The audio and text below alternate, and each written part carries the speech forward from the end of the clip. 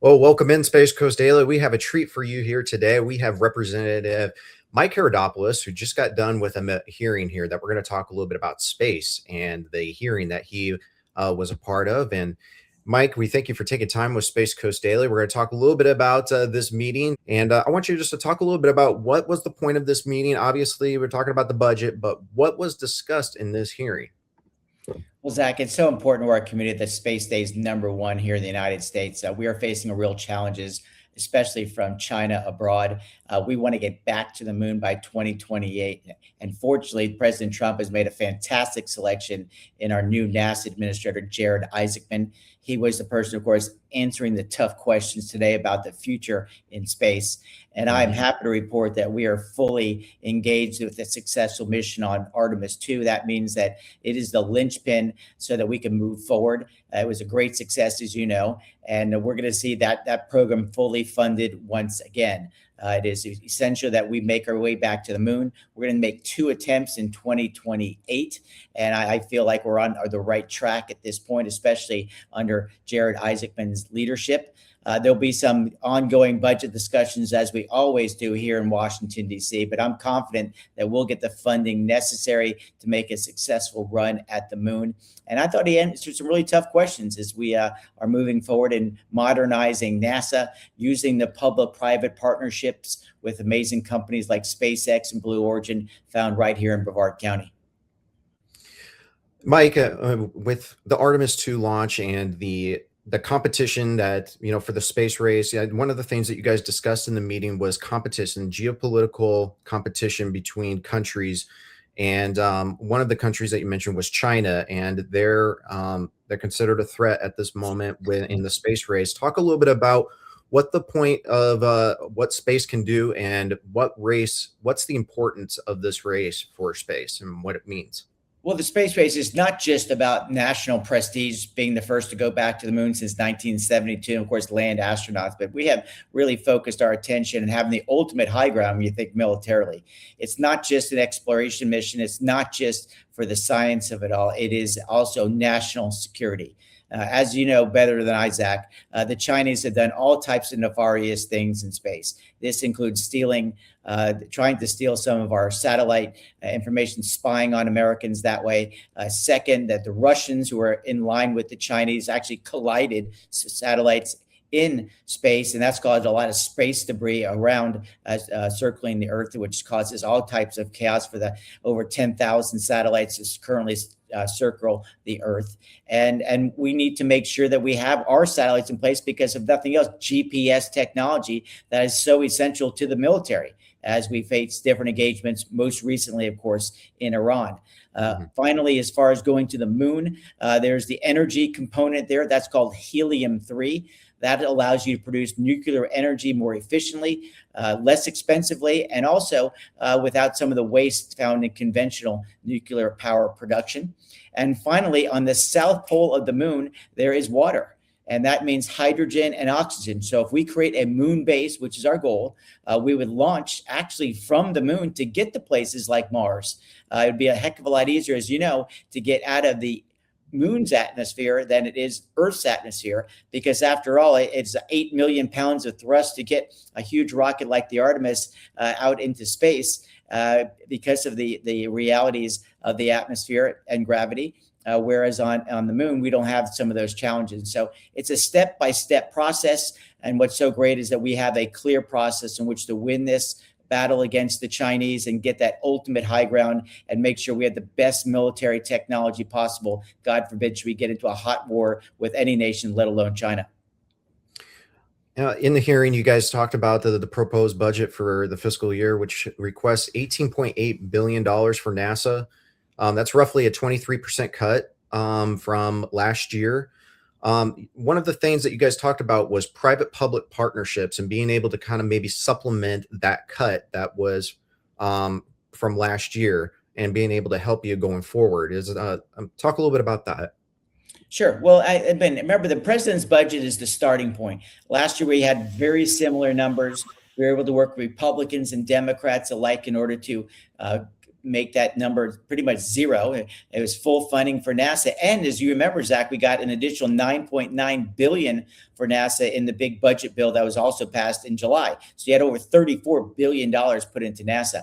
I don't know if we'll get 34 billion, but I think you'll see the final number a lot closer to 24 billion than 18 billion. But it's a discussion we need to have. As you know, we're moving towards making some challenging cuts in the budget, but everyone is focused on space. Artemis 2 proved that we are moving in the right direction, and I think you'll see Republican and Democrat support so that NASA's budget will move in the right direction, because we know the necessity of us getting the, not only again the military components, but the exploration and of course the communication and technology we gain by being in this space race.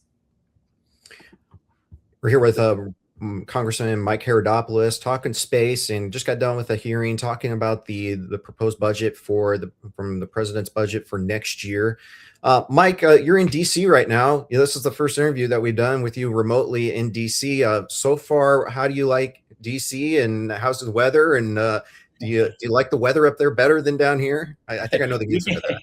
Florida is the best. And if I could be anywhere, it'd be in Florida. But this is an incredible honor to serve in Washington, D.C. As you know, Zach, my wife is one of the higher ups in the Health and Human Services Agency. That's one where RFK Jr. serves as a former medical doctor. In the patient's course, still is a doctor.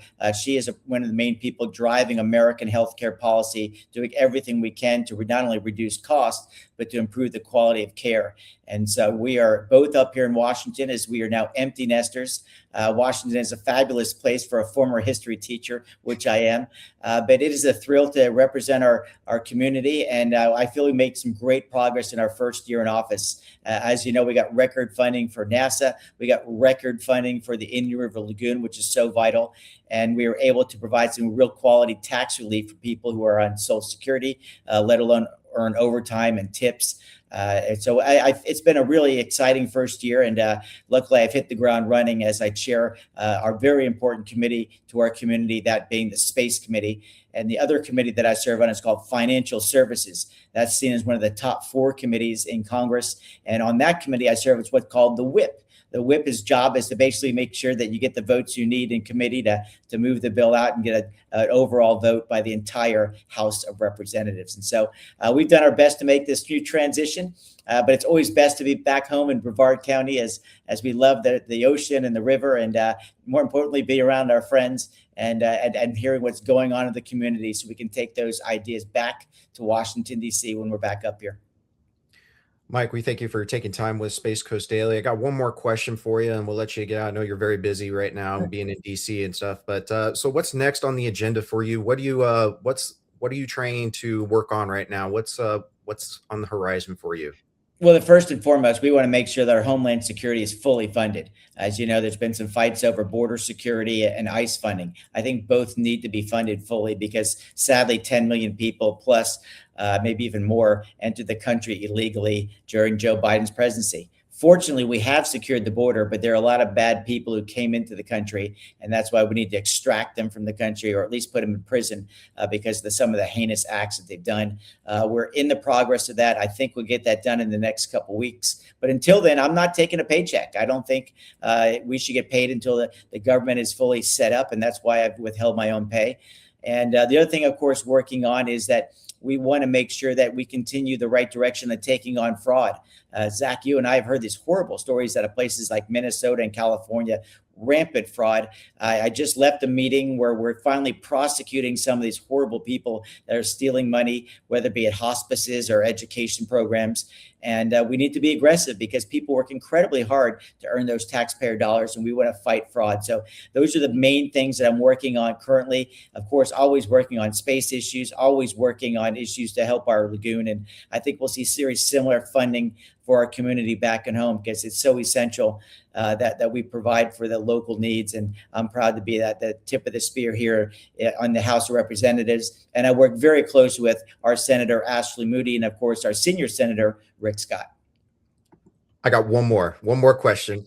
The Space Coast Enlistment Ceremony that you attended last week, talk a little bit about how great that was, and seeing over 250 enlistees enlist in the military. Talk a little bit about your appearance in that, and Sheriff Ivey was there, and we had a bunch of other host people there. But you were in attendance. Talk a little bit about that. Well, Zach, well, thank you so much for bringing that up. What a thrill to see these young people making a commitment to our country, to defend our country, over 250 people. Just a fabulous ceremony. My hat really goes off to the Brevard County School Board. Matt Susan came up with this brilliant idea. All the members of the board supported it. Of course, our superintendent Rendell did a great job, and just seeing literally over 1,000 people out there, as you guys covered it so well. What an amazing ceremony. I was proud to be the keynote speaker there, really applauding these young people, and also a testament to their parents, who obviously have raised these young people to love their country and to be a part of the greatest military in the world, to defend our freedom right here. And so to see these type of things come together in our community says a lot. We're seeing record enlistments taking place because people are proud to be an American citizen. They know how special that is. And so it was a wonderful day. Again, Matt Susan did a super job. We saw Debbie Mayfield, our state senator, and of course some of the House members there, like Brian Hodgers, and just all that whole community coming together. And you can't have a community event without our buddy Wayne Ivey, as you said. He was there in spirit and in person, and we just love our country. And to see these young people make that commitment was awesome. And Colonel Chapman, who leads Patrick Space Force Space, actually inducted those folks right there last Friday. So thrilled to be part of it and really see Americans stepping up and serving our country. Thank you very much, Congressman Mike Haridopolos, and we look forward to another conversation with you. Try to make this a regular thing. So we look forward. We like talking with you, and we appreciate it. Anytime, Zach. It's my pleasure. And as I mentioned before, my wife and I love serving our country today. And even our son, as you know, is in the United States Air Force. And let's make this a regular conversation. We want to make sure we know it's on the Space Coast's mind. And you guys are at the tip of the spear there. You guys have been so amazing about covering the important events in our community. So thank you so much, Zach. Thank you, Mike. Have a great week.